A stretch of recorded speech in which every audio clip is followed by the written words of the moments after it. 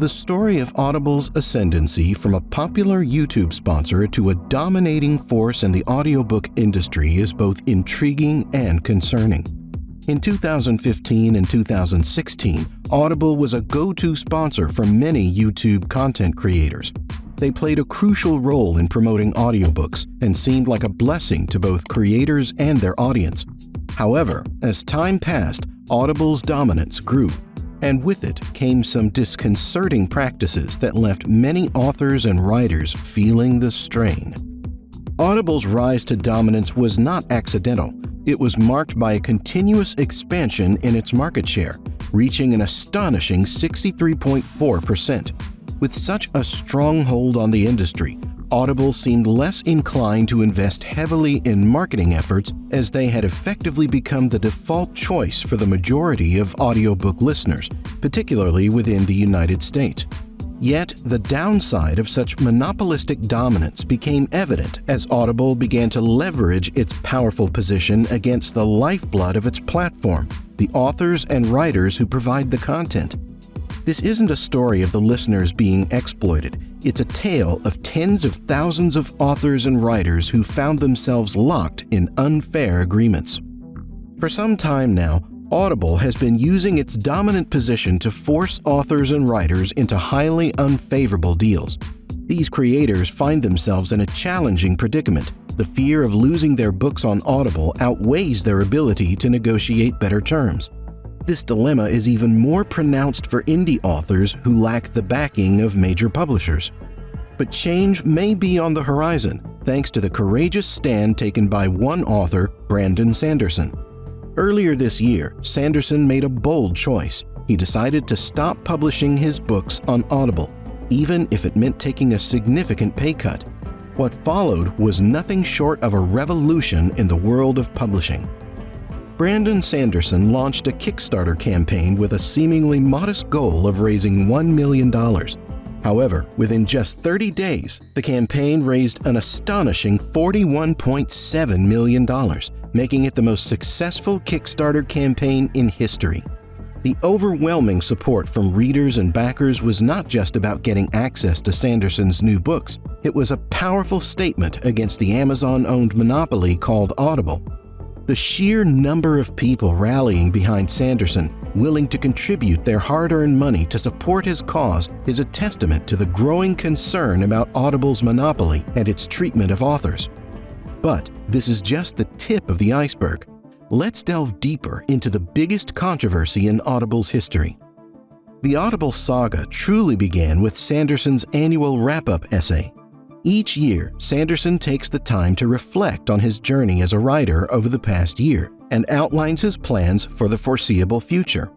His essays have typically been filled with positive and uncontroversial content, discussing his excitement about upcoming projects. However, in his latest essay, Sanderson delivered a shocking announcement. His future books would not be available on Audible due to a matter of principle. He argued that the deal Audible offers to indie creators is, simply put, unconscionable. The numbers speak for themselves. Indie authors on Audible receive a mere 40% of the total revenue, not even half. To put this into context, even brick-and-mortar bookstores like Barnes & Noble take 50%, and they have significant overheads, including physical stores, employees, and warehouses. In stark contrast, Audible operates as a cloud streaming business backed by the world's largest cloud provider. Running Audible should be a relatively low-cost affair for Amazon, yet they demand 60% of the revenue simply because they can. But it gets even worse. This 40% revenue share applies only if the author agrees to an exclusivity deal with Audible. If they dare to sell their audiobooks through other avenues, their share plummets to a paltry 25%. In essence, Audible can take 3 times more revenue per copy sold than the actual author, and that's before factoring in production expenses. Publishing on Audible is far from free. To create an audiobook that meets professional standards, authors need to pay for a professional voiceover artist, which typically costs around $200 to $300 per completed hour. Let's conservatively estimate this at $200 per hour. The average audiobook is approximately 10 hours long, which means authors are looking at a cost of $2,000 for narration alone. But that's not the end of the expenses. Authors also need to rent out a studio and hire an audio engineer to perfect the EQ and remove any errors. By the time a completed audiobook is ready for production, authors are already out of pocket by an additional $4,000 to $8,000. Some authors attempt to mitigate these expenses by entering into revenue-sharing agreements with voice actors or narration companies. However, this often reduces the author's cut to single-digit percentages. In effect, Audible ends up raking in 10 times more revenue per copy sold than the actual author. It's no wonder Amazon saw the value in acquiring Audible for $300 million back in 2008. At this point, you might be wondering if there are alternatives to Audible. Can't you simply purchase audiobooks from other platforms like Apple Books or Recorded Books? Unfortunately, the situation isn't that straightforward. Many of these popular platforms acquire their audiobooks from Audible through back-end agreements. For instance, Apple exclusively worked with Audible for a full decade until 2017. Although the exclusivity deal ended, the relationship remains entangled. This scenario is not unique. Many other popular platforms have similar agreements.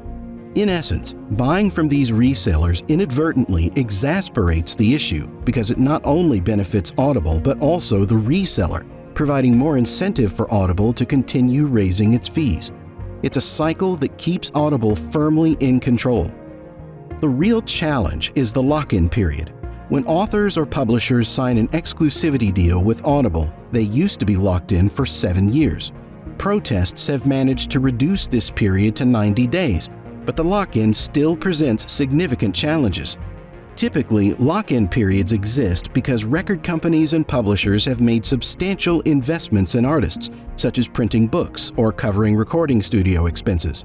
However, in Audible's case, the upfront investment comes from the author, so why the lock-in period? The answer lies in Audible's Great Listen Guarantee, which is essentially a money-back guarantee.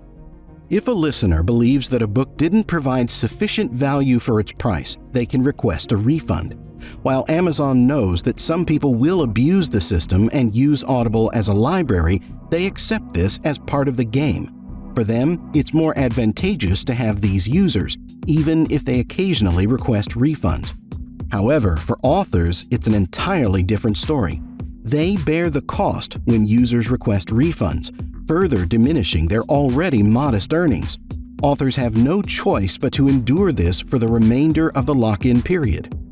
This brings us back to Brandon Sanderson for his audacious battle against Audible.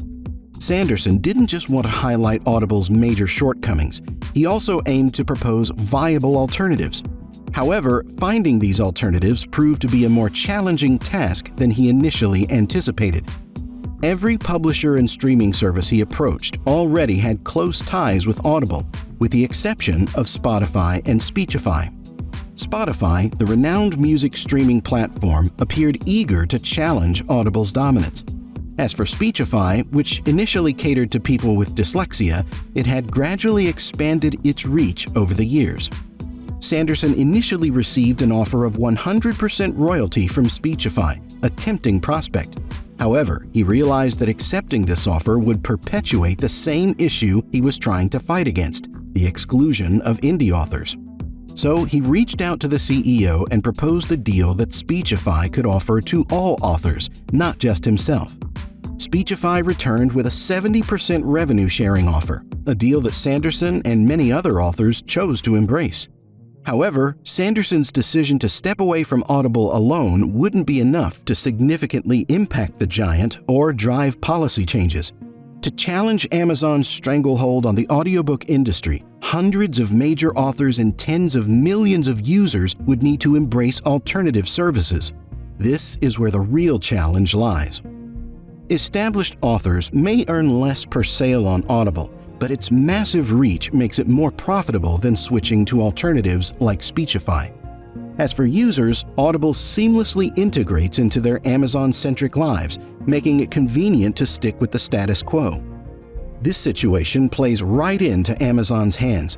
They've effectively placed golden handcuffs on both established authors and users to maximize their revenue and profits. This was Amazon's strategy all along. In conclusion, the Audible controversy isn't just about one author's decision. It's a reflection of a broader issue within the publishing industry. To change the status quo, it will require a concerted effort from authors, readers, and alternative platforms. Authors must continue to seek fair and equitable deals with audiobook platforms, while readers can support authors who take a stand against monopolistic practices. Furthermore, supporting alternative platforms like Speechify and Spotify can help diversify the audiobook industry and break Audible's stranglehold. Ultimately, the power to reshape the audiobook landscape lies with authors and readers. The Audible controversy serves as a stark reminder of the importance of fair compensation and competition within the publishing industry. Only by working together can we ensure that authors receive their due recognition and listeners have access to diverse, high-quality audiobooks.